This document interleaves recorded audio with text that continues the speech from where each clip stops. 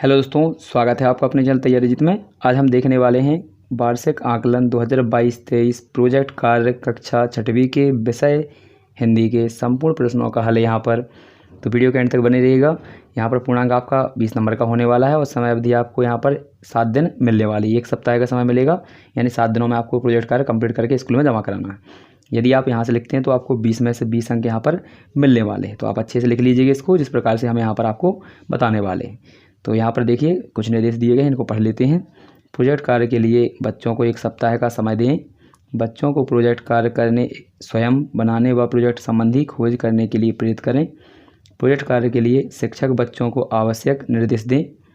बच्चों को प्रोजेक्ट कार्य बनाने के बाद कक्षा में प्रस्तुतिकरण के लिए कहें। प्रोजेक्ट कार्य व्यक्तिगत या सामूहिक दे सकते हैं और इसके बाद प्रोजेक्ट कार्य सरल व व्यावहारिक होना चाहिए। ठीक है, ये आपके निर्देश हैं। इसके बाद हम यहाँ पर देखते हैं क्वेश्चन कौन कौन से दिए गए हैं आपके हिंदी में और कितने नंबर के आपके होने वाले हैं। तो देखिए यहाँ पर 2 क्वेश्चन दिए गए हमारे और यहाँ पर 20 अंक के ये होने वाले, यानी एक क्वेश्चन आपका 10 नंबर का होने वाला है।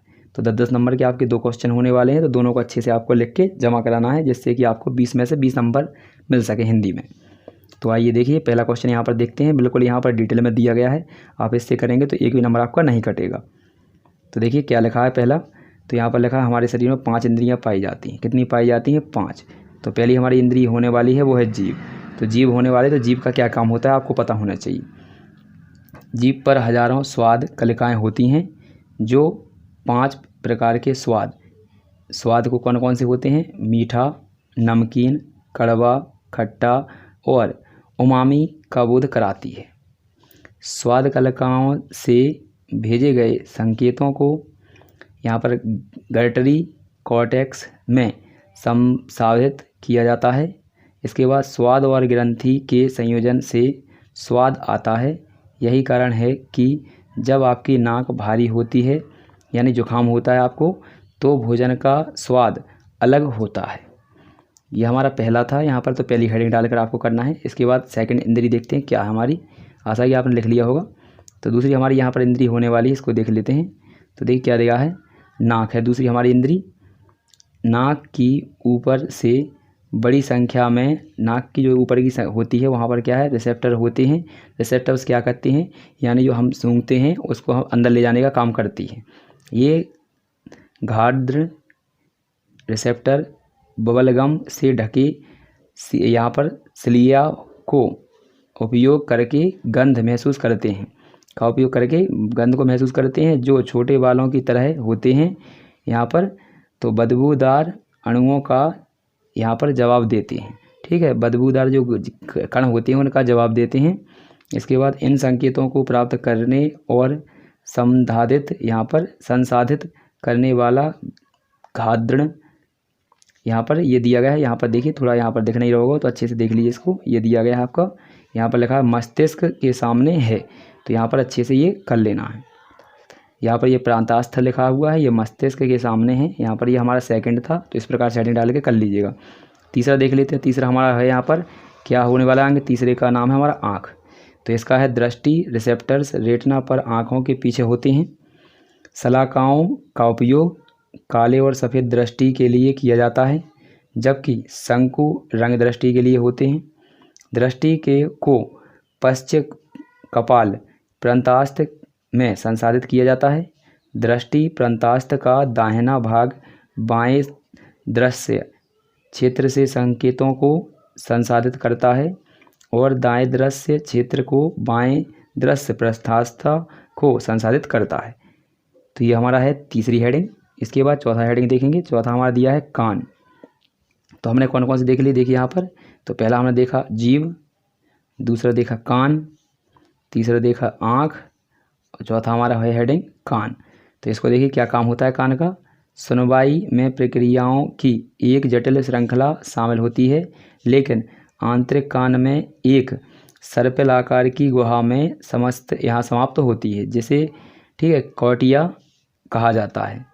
कोक्टिया कहा जाता है, जहाँ मस्तिष्क के केंद्र में श्रवण प्रांतास्थ को भेजने के लिए यांत्रिक संकेतों को विद्युत संकेत में यहाँ पर बदला जाता है या बदल दिया जाता है। इसके बाद 5वां हेडिंग है हमारा इसका, तो इसको भी देख लेते हैं। अच्छे से इनको लिखते चलना है। 5वां हमारा हेडिंग क्या रहने वाला है, देखिए 5वां हमारा होने वाला है त्वचा, इसे बोलते हैं हम इंग्लिश में स्किन। तो स्किन हमारा क्या काम करती है, देखिए त्वचा शरीर का सबसे बड़ा अंग होता है। शरीर में कौन सा है सबसे बड़ा अंग, बाहर पूछा जाए तो ध्यान रखेंगे त्वचा हमारे शरीर का सबसे बड़ा अंग है बाहर से। अंदर कौन सा होता है, लीवर, ध्यान रखेंगे। इसमें लाखों स्पर्श रिसेप्टर होते हैं जो स्पर्श, दबाव, दर्द और तापमान पर प्रतिक्रिया करते हैं। सोमाटोसेंसी कॉर्टेक्स इन संकेतों को यहाँ पर संसाधित करता है, यानी ले जाने का काम करता है। उंगलियों, होंठों और पलकों में इन रिसेप्टर्स की संख्या अधिक होती है। तो कहाँ पर, उंगलियों में होती है, होंठों में होती है और पलकों में, इसलिए हमें वहाँ पर थोड़ी सी भी कोई चीज़ लगती है तो जल्दी से यहाँ पर दिमाग को पता चल जाता है, ठीक है। और ज़्यादा लगती है, यदि थोड़ी भी मिर्ची लग जाएगी तो यहाँ पर 3 चीज़ जगह पे, यहाँ पर कहाँ पर, होंठों पर और पलकों पर ज़्यादा लगती है, उंगलियों में थोड़ी कम लगती है, ठीक है। तो यहाँ पर ये हो जाएगा हमारा 5वां। तो पहला क्वेश्चन का आंसर ये कंप्लीट हो चुका है। इसके बाद हमारा क्वेश्चन था अगला, तो इसमें क्या लिखना था, देखिए भारत की आज़ादी में यहाँ पर हमें लिखना है। देखिए क्वेश्चन देख लेते हैं। अगला सेकंड था आपका कि यहाँ पर 3, देखिए यहाँ पर मैं आपको दिखा देता हूँ क्वेश्चन क्या था पहले, फिर इसके बाद हम आंसर देखेंगे। तो यहाँ पर दिया क्वेश्चन, कोई 3 महापुरुषों के बारे में आपको 10 वाक्य लिखना है। तो देखिए लिखते हैं हम, तो यहाँ से आपको लिखना है, देखिए यहाँ पर ये है हमारा सेकंड क्वेश्चन का आंसर। तो यहाँ पर लिखना है 3 महानेताओं के बारे में, महापुरुषों के बारे में 10 वाक्य। तो पहला देखते हैं, भारत की आज़ादी में गांधी जी का महत्वपूर्ण योगदान है, ये पहला पॉइंट लिखेंगे। दूसरा पॉइंट, गोपाल कृष्ण गोखले को ये अपना राजनीतिक गुरु मानते थे, कौन, महात्मा गांधी जी। गांधी जी की सदैव ही अस्पृश्यता और व अन्य कुरीतियों के प्रति विरोध में रहा है उनका भाव। इसके बाद है चौथा आपका, भारत की आज़ादी की ओर गांधी जी का सबसे पहला चंपारण आंदोलन था।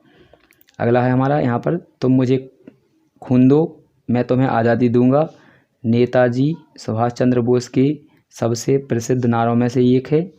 यहाँ पर अगला ये 5 पॉइंट लिखती है आपने। अगला लिखेंगे छठवां, तो देखिए छठवां क्या लिखा है, रानी लक्ष्मीबाई जिन्हें हम सभी झांसी की रानी कहकर भी बुलाते हैं। इसके बाद 7वां पॉइंट दिया गया है, इसको देखेंगे।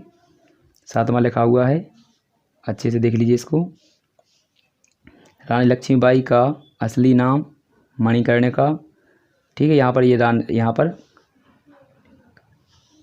यहाँ पर इस प्रकार से लिखना है, मणिकर्णिका था और सभी उन्हें प्यार से मनु कहते थे। लक्ष्मीबाई का जन्म 19 नवंबर 1835 में काशी नगरी में एक मराठा ब्राह्मण परिवार में हुआ था। रानी लक्ष्मीबाई के पिताजी का नाम मोरोपंत तांबे और माताजी का नाम भागीरथी बाई था।